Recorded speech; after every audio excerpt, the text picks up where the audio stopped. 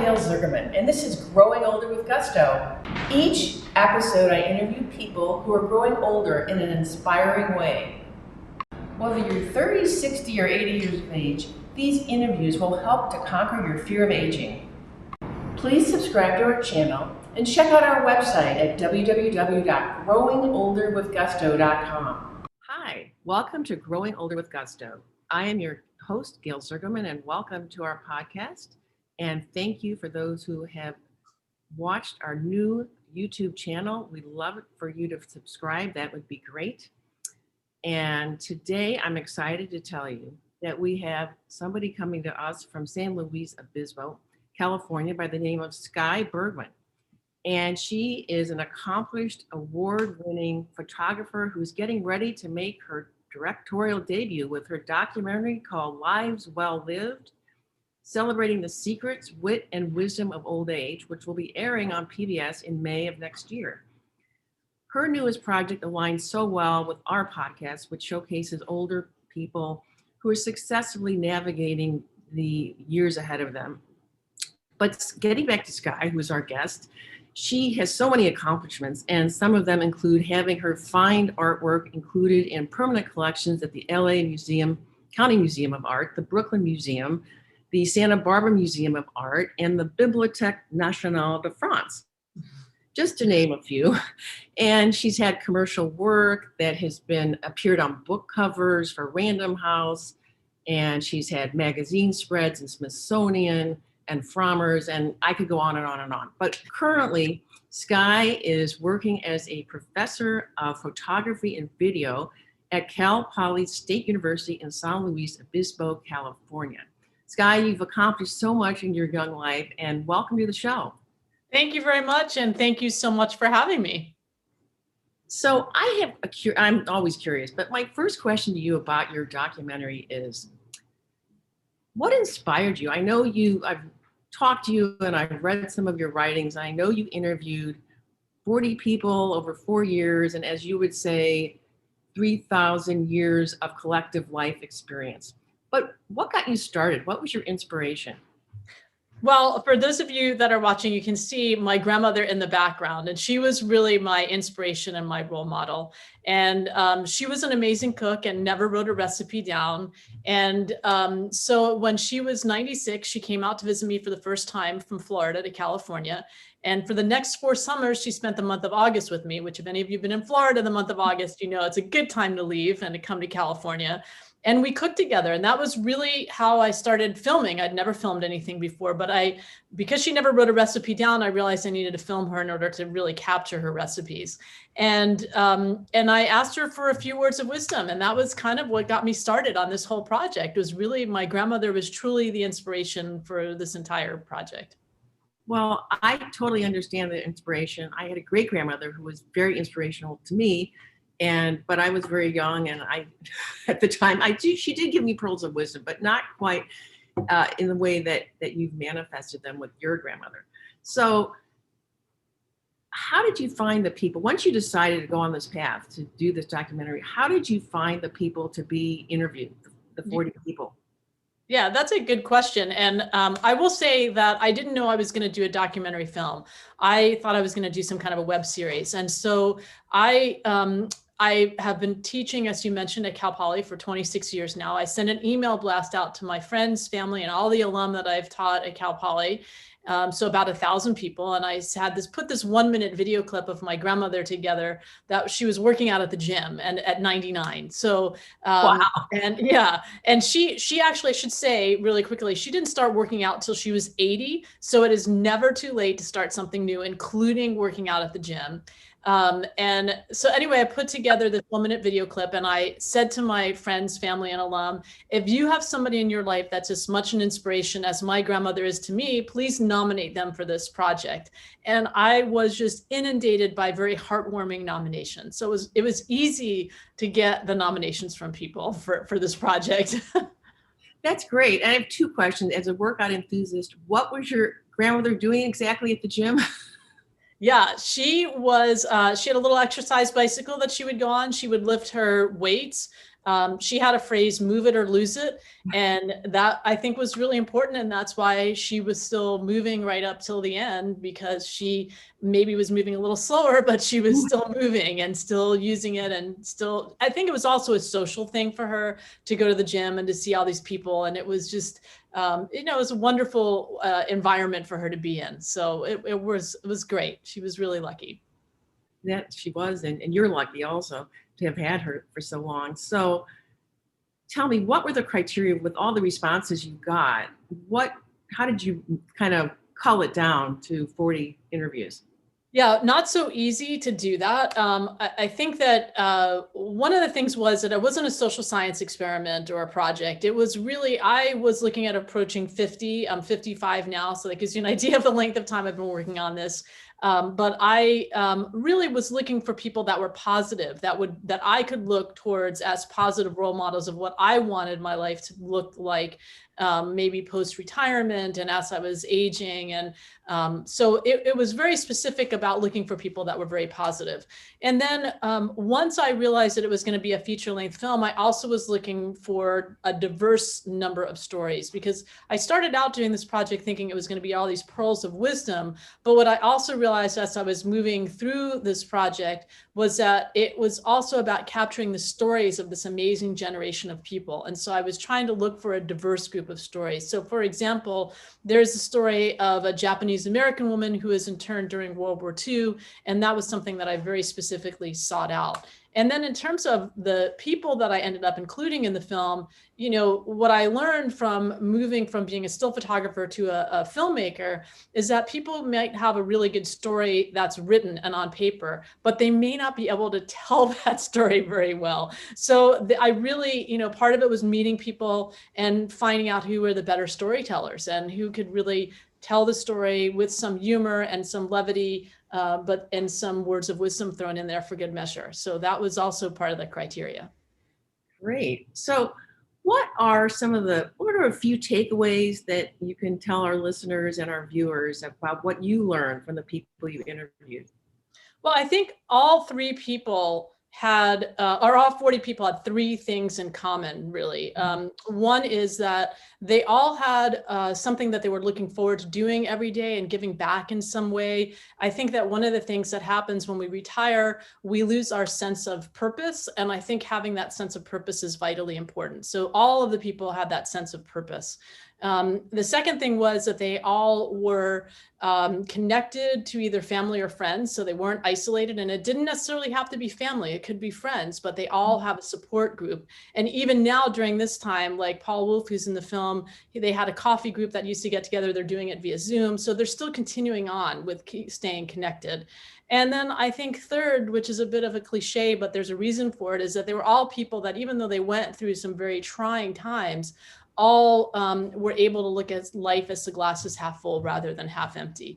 And I think it's because of that the film has really resonated with people right now, because you hear the stories of resilience, and we're all going through something collectively right now. And so to hear those stories, it helps us to have hope that we too can get through this moment in time.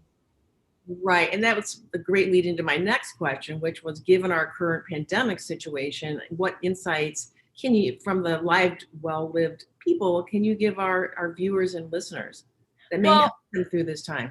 Well, I think one of the things that I learned from Marianne Wolf is, and she lived through Nazi Germany and escaping on the very first Kindertransport from Austria to the UK. And she was only 8 when that happened. But she said that the thing that helps get her through the most is humor, keeping a good sense of humor and keeping that sense of hope. I think that those things combined are really especially important and poignant right now. I agree. I totally agree. And I could tell you some funny stories about that at another time when we have more time, but I totally agree. Sense of humor is important. I also read what you just said about the social interactions. There was a study recently done that found that diet, exercise, all those lifestyle things are very important, but the number one most important thing that came out of the study was the social interactions with people. Absolutely. And I will say the other thing that I think I learned from the people in the film that has helped me get through this moment is Evie Justison talks about the fact that there are many times in our lives when we can't control the things that are happening around us, but what we can control is our attitude about how we react to it. And I think that your attitude really is the only thing that you can control. And if anything, this moment in time has certainly shown that to be very true. And so I think of that often, that, and there are some mornings all of us wake up on the wrong side of the bed, and I try and give myself an attitude adjustment. And because I think that that's so vitally important. It's really how you frame things and how you look at them. And then again, looking at things, if you can, through a humorous lens, and trying to not be so serious about things really helps as well. So you've already almost answered my next question, but if you have any other thoughts as to what are maybe one of the 2 top lessons you may have learned from the lives well-lived people that you've met and interviewed and interacted with? Well, I can share my favorite quote from the movie, which is from Lucky Louie, Dr. Lou Tadone, who I just saw this morning, because I still go over there even during this time, stand outside his door and wave hello to him. And he's 97 and still making his fresh mozzarellas for his daughter's deli. But my favorite quote of his from the film is, "Happiness is a state of mind. You can be happy with what you have or miserable with what you don't have. You decide." And that is so true. I think. Really, yeah. That's great. Like, in other words, focus on what you have, not on what you don't have. Exactly. Mm-hmm. That's great. That's great. So give us your personal definition, Sky, of a life well lived. Well, I think that my definition of a life well lived really comes from my grandmother, she had a motto that it's always better to be kind than right. So when in doubt, always be kind. And I think I have tried to live my life being kind to other people, even if it's anonymously and people don't know about it, or it might just be waving at somebody, saying hello to somebody, and this time during the pandemic, dropping off some food for somebody that has lost their job without you having to tell them you did that. I mean, just those little random acts of kindness, I think, go a long way. And what a better world it would be if we were all a little kinder to each other. I agree. I totally agree. So I know you have another project up your sleeve, and that we've talked about, called the Intergenerational Project, Connecting the Generations, which sounds absolutely fascinating. Do you want to chat a little bit about that? Sure. So one of the things that I learned in doing the research for my film is that the last 100 years is the first time in human history that we've looked to anyone other than our elders for advice. And I really feel the world is suffering as a result. And I, in some ways, took for granted that I had all of my grandparents when I was growing up, and even my great grandmother. And I had that wisdom of my elders. I was surrounded by that, but many people are not. And so what I've been doing, and really it's become my passion project, is using the film as a catalyst to connect the generations. And we've been working with high schools and universities, showing the film to students and elders, and then pairing them up they use the questions that I formulated for the film, and to meet each other. Because sometimes the hardest thing about meeting somebody and interviewing them is knowing what questions to ask. So at least giving them a framework can start that conversation going. And then at the end, we have a big wrap party, and they tell about what they learned about each other. And the key thing is that in both cases, in the elders and the students' cases, they all say that they can't believe how many commonalities they had over, that really the only difference was age. There was so much that they had in common. And I think that it's really easy to categorize people into a stereotypical group and have, ageism. But I think when you meet somebody, and that goes both ways, by the way, for young people to old people and older people to young people. But when you meet somebody one-on-one, it's a lot more difficult to stereotype and to have that ageist mentality. And so I think we're trying to combat ageism one story and one connection at a time. It sounds great. And it sounds like you're doing a great job of it. Any other quotes that you want to talk about that came up during this exercise with the older and the intergenerational and the younger? I think that was really the most important thing. I think that the students in particular really had no idea of, the wealth of information that their elders were going to have. And I think it also, in many cases, they may have had grandparents that they just hadn't asked questions of, and it opened the door and opened that conversation up with their grandparents, and they were shocked to find out how much their grandparents or their elders in their own family could give back to them. So, I would encourage people, we have a place on our website that you can share your story or the story of your loved one, and they're about half of the questions that I asked in the film are on there. I took about 6 months to formulate the questions that I was going to ask everyone. But some of the questions are like, what do you think of your own mortality? I asked that of my dad in the context of being a daughter. I would never have felt comfortable asking that question. But as an interviewer, I was able to ask that question, and it really opened up this conversation that we would never have had otherwise. It was one of the best conversations that we've ever had. So you can blame me for those questions, but it's a good place. Like I said, it's a good starting point to have a list of questions and to be curious, because the biggest regret that people in the film had was not asking somebody a question that had passed away. So yeah, I agree. And I will share something with you. My bonus daughter and son last year for the holidays gifted my husband and I with something called Storyworth, which is basically every week I would get a question. My husband changed it to maybe twice a month a question, but it was because they wanted to ask us questions. And at the end of the year, apparently they put this book together. And so that shows you that, people of that generation don't want to miss out on learning from the older generation, which reinforces what you're doing and what we're doing. And so it's all good. Indeed.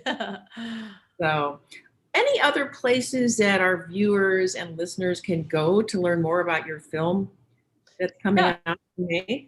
Absolutely. If they go to lives-well-lived.com or just Google Lives Well Lived, it was out in theaters. So we're rated 100% fresh on Rotten Tomatoes. So you can go to Rotten Tomatoes or IMDb and it'll direct you to our webpage. You can sign up for our email newsletter list. And we do have DVDs that are out now. So you can actually watch a DVD now or wait for it to come out on PBS in May. Sounds wonderful. And the same website for learning about the Intergenerational project? Yes, all of that. And we have a Facebook page, which is just Lives Well Lived, and Instagram, and we post all of those. And our favorite, I should say that my favorite quotes from the film, from all the film stars, are on the website. So if you're needing inspiration, you can go to our film stars tab on the website, and you can see a quote from all 40 of the people that we interviewed. And some of them are really just wonderful. If you really need to pick me up during the day, that's a great place to start with. I've looked there and you're absolutely right. They're wonderful. I highly recommend that. Thank you so much for being a guest on our show, Growing Older with Gusto. We really look forward, Sky, to seeing your documentary on PBS in May. Thank you so much for having me. Thank you. Please subscribe to our channel and check out our website at www.growingolderwithgusto.com.